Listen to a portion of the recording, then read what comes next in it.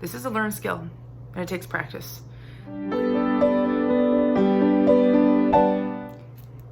Hey y'all. Now you're probably wondering, why would Our Lady of Corpus Christi even post a vlog reflection for Thursday in the 23rd week of Ordinary Time? Because as Christians, we certainly have mastered this gospel, haven't we? Loving our enemies, blessing those who curse us, praying for the ones who mistreat us, especially when someone strikes us, we automatically turn the other cheek. So why would we have a reflection on it? Surely this is the easiest gospel to master.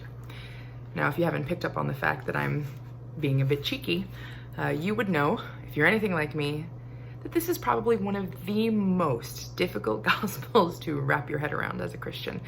I thought to myself as I read and reflected, what could I possibly offer anyone? What reflection could I possibly, I'm so bad at this. I'm so bad at this. In my brokenness, in my selfishness, in my sinful nature, I'm so not good at loving my enemies. It's actually, and just like our Lord tells us, it's so easy for me to love people who love me. When I see someone at work who I know loves me, take for instance our director of liturgy, I love this woman. I can see her from a mile. Sometimes at Mass or from far away before Mass starts, I see her coming, and her face is super focused, and she'll be walking across the church, and she's in go mode. But as soon as she locks eyes with me, you should see her face light up. I mean, there's a twinkle in her eye. She's got this huge smile across her face. She's like, "Hi, mija!" She gives me this huge hug, which makes my heart like flutter, and I give her a big hug back, and I'm like, "I love you." That's so easy. That's so easy for me to have this immense love for her because she loves me and she's awesome. Now, the people that make my skin crawl, those people that I know that have spoken ill of me or tried to hurt me or have actually hurt me, it's not easy for me to love them. My face doesn't light up when I think of them, and if I saw them in public, I would not shout across the room and with open arms to run in and see them. And so I thought, what could I possibly offer about Christ's powerful words here to go against, I think, our natural inclination, which is to hate the people who hate us. But I remember this one instance in 6th grade where somebody told someone else that I had talked about them behind their back, which was so not true. In fact, I didn't even know this girl. And she tried to start a fight with me. And as 11-year-old Sarah,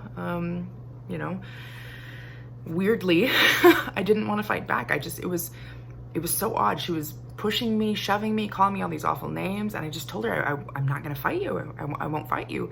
Something deep within me, perhaps my baptismal promises, spoke to me that it would be disappointing to my parents and that it wasn't the right thing to do.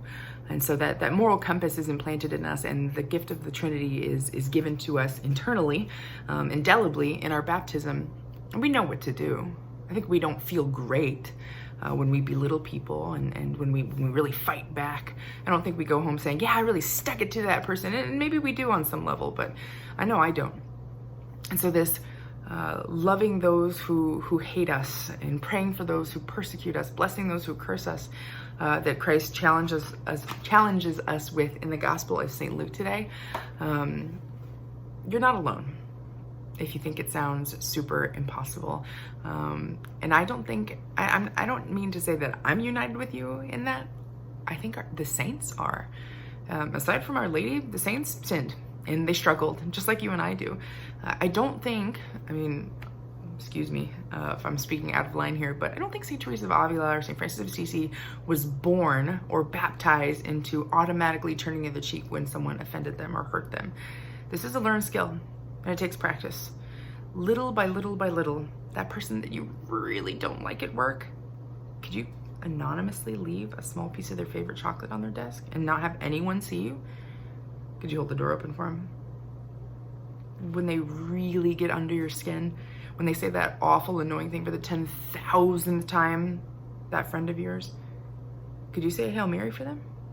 Because these little steps form habits, and these habits turn into virtues. And that's exactly what our Lord challenges us to do today in this gospel. Become virtuous. Become like Christ. God bless you.